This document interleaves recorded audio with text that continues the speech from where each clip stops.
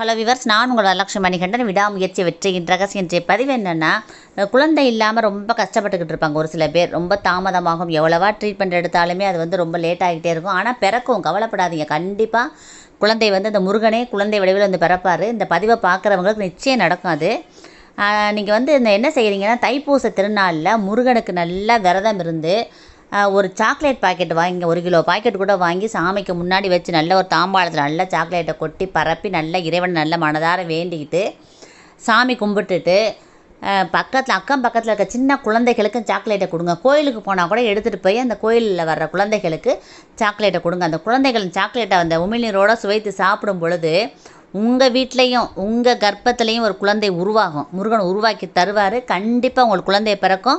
இந்த பதிவை பார்த்த உடனே நீங்கள் வந்து இதை மனசில் வச்சுக்கோங்க. உங்களுக்கு வந்து முருகனே குழந்தையாக பிறப்பார். இதை ட்ரை பண்ணி பாருங்கள். தைப்பூசம் விரதம் இருந்து அதை பரிகாரத்தை செய்யுங்க. தேங்க்யூ.